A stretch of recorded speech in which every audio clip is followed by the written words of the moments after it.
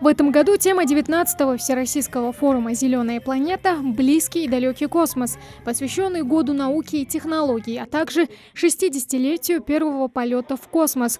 Впрочем, догадаться нетрудно – космическая атмосфера везде. Показать свою любовь к этой природе, чтобы показать свою готовность защитить экологию. И вы, ребята, это делаете кто как может. После официального открытия участники расходятся по своим площадкам вместе с членами жюри. Порядка 6 номинаций, около 200 участников со всех уголков Ингушетии. Одна из самых многочисленных номинаций – «Зеленая планета глазами детей». Здесь свое экологическое видение ребята выражают через изобразительное искусство. Нравится открытый космос. Я этот рисунок нарисовала акварельными красками. Оригинальность, композиционное решение, уровень исполнения и художественная выразительность. В этой номинации критерии строгие, зато творческому полету ничто и никто не мешает.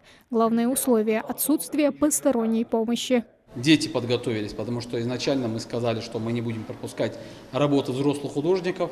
Важно, чтобы сам ребенок чувствовал ответственность, подготавливался, работал.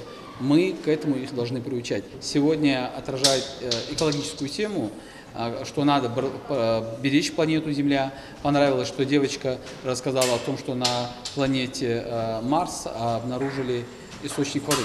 И это тоже очень важно, потому что дети знают, они изучают, они подготавливаются.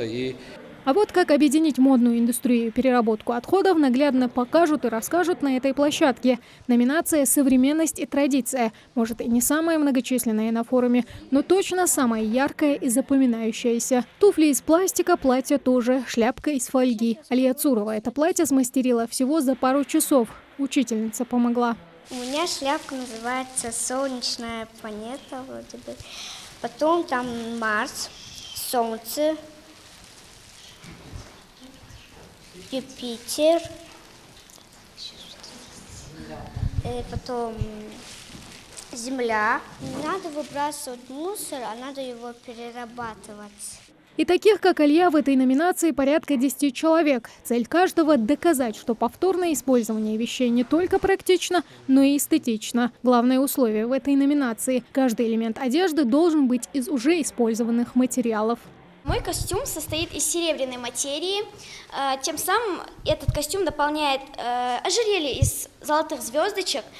Также на голове у меня имеется золотой бант из серебряных ленточек. Платье я сделала из натуральной ткани и из серебряной наживки, упаковки от коробки.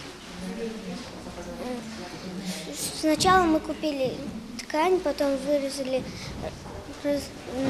рост мы размерили. А вот в соседнем кабинете уже новая номинация – «Многообразие вековых традиций». Здесь ребята демонстрируют различные макеты, начиная от многовековых башен, заканчивая собственной вселенной. Сегодня я представляю поделку Солнечной системы, сделанную разными планетами.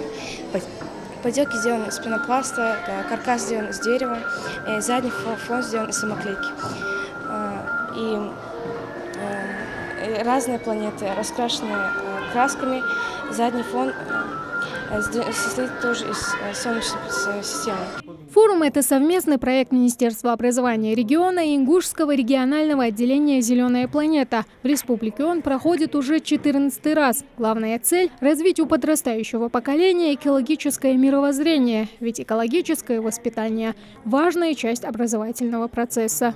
Эти дети в будущем не забудут вот все эти мероприятия. Они будут бережно относиться к природе. Надеемся на это. Хотим воспитать это в них. Вот бережное отношение к природе, к экологии. Ведь мы должны защищать, мы все вместе должны защищать нашу природу и экологию. Длится форум один день, поэтому авторы лучших в каждой номинации станут известны уже совсем скоро. Ребята, получившие гран-при на региональном этапе, смогут отправиться на заключительный всероссийский тур. Тамара Хашагульгова, Магомед Дидигов, Новости 24.